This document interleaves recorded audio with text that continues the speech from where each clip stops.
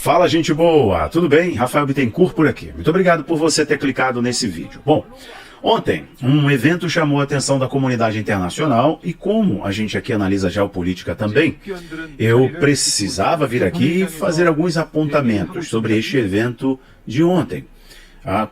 O desdobramento ou a conclusão do evento de ontem na Coreia do Sul, a gente soube hoje, que é o ministro da Defesa deixando o cargo, colocando o cargo à disposição em um pedido de renúncia, o ministro da Defesa sul-coreano. Então vamos lá, o furdunço, o fuzuê, o bafafá, confusão da Coreia do Sul. O presidente da Coreia do Sul fez uso de um remédio amargo porque é legal, é constitucional, é direito, é prerrogativa do presidente sul-coreano declarar uma lei marcial, a aplicação da lei marcial, onde as leis civis são suspensas e o país passa a ser coordenado a partir das leis militares. Então a lei que está em vigor é uma lei de exceção, porque é uma lei militar para proteger o país de alguma insurreição, de alguma ameaça externa ou interna à ordem pública. Então ontem o presidente sul-coreano declarou lei marcial diante da ameaça de um levante para desestabilizar o país com influência da Coreia do Norte e, indiretamente, da China. Alegando o lobby norte-coreano para desestabilizar o país sul-coreano, o presidente decretou a lei marcial, colocou a tropa na rua. Essa lei marcial foi sugerida pelo ministro da Defesa.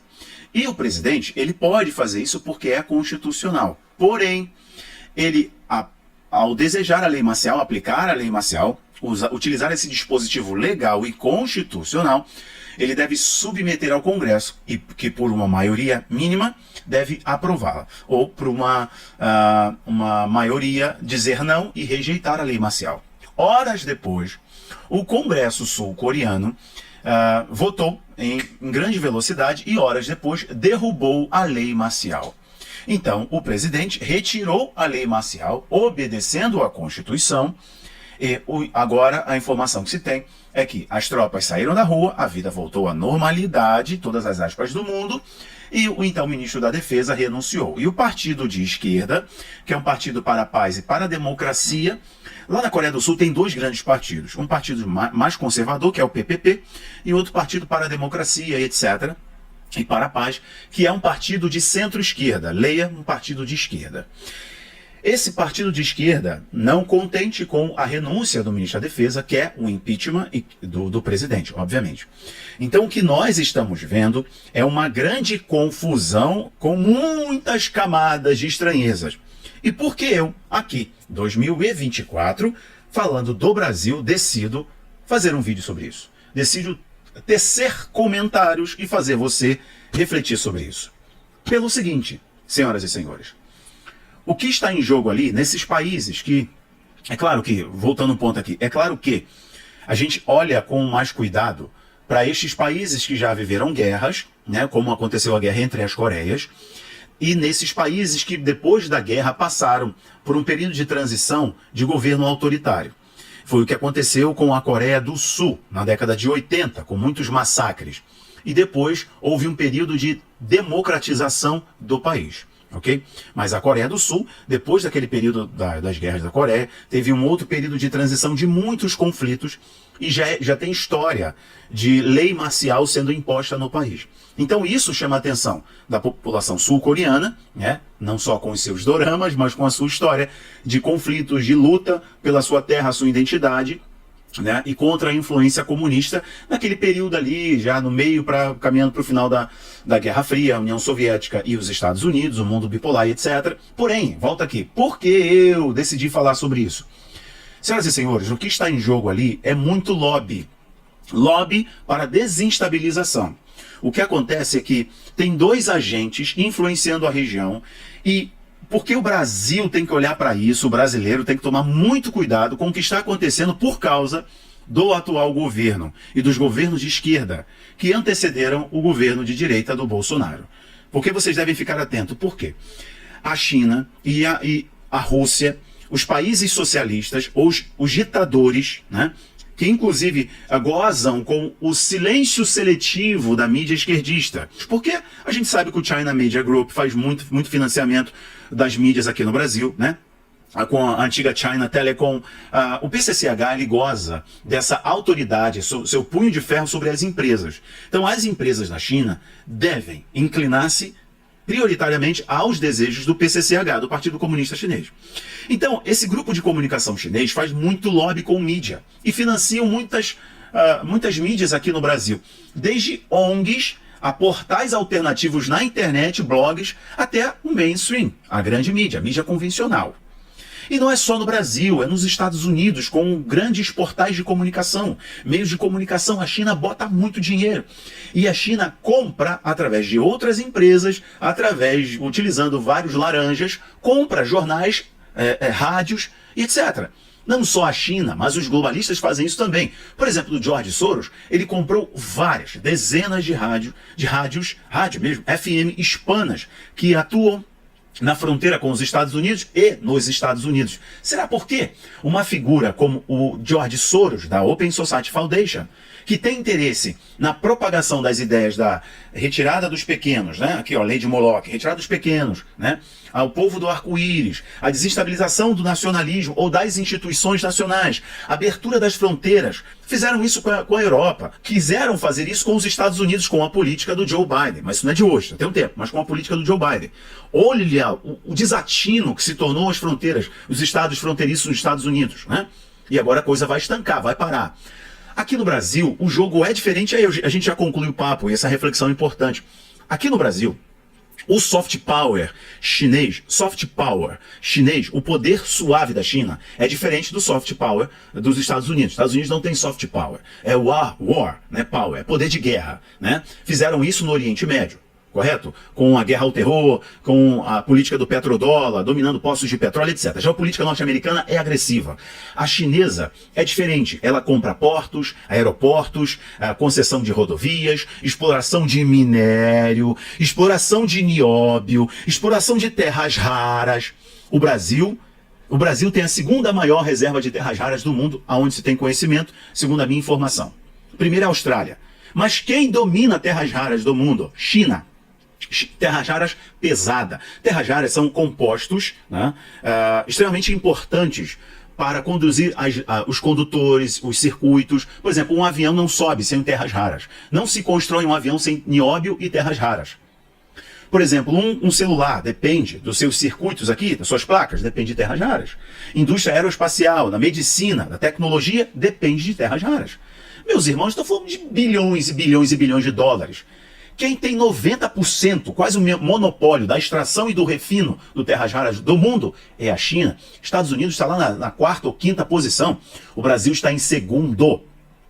O Brasil tem 10% da reserva mundial, até onde se tem conhecimento, porque toda esta ideia de proteger o bioma, a reserva, que tem que proteger realmente a nossa floresta, tem que proteger os recursos naturais, mas muito do que as ONGs norueguesas, europeias fizeram com a ideia de proteger o índio do bumbum pelado e tudo mais, era pura narrativa, para que eles pudessem entrar com as suas ONGs, prospectar e depois vender aquilo dali. E aí você nem percebe, mas tem mineradora internacional explorando os recursos nacionais. O Brasil é a maior potência mundial de nióbio. Nióbio é um material leve e barato que é misturado para produzir as ligas metálicas, etc. O Brasil tem 97%, 98%. E se você perceber, o Brasil só participa do mercado mundial muito pequeno. Se eu não falhar a minha memória, posso errar nesse número, 15%, sei lá, 10%. Como que pode? A maior reserva está aqui. Ou seja, alguém está comprando do Brasil e você nem está sabendo. Então o que acontece é que o soft power chinês, que eu quero te explicar, ele compra as hidrelétricas. Ele compra a geração de energia. A China faz isso. Isso é poder. Isso é tornar o país refém. Isso é geopolítica pura, senhoras e senhores. Então, imaginem que os partidos de esquerda extremos ou social-democracia do Brasil são financiados por ONGs dos globalistas, esquerdistas radicais, ou por organizações, institutos, ou diretamente pelo PCCH, que tem interesses no quê? No seu soft power. Manter os seus tentáculos dominando o país, fazendo lobby com bancadas, né, na Câmara, no Senado, participando decisivamente da eleição de senadores, deputados e do presidente da República porque ela tem interesse. Por exemplo, o Uruguai depende hoje da China para gerar energia.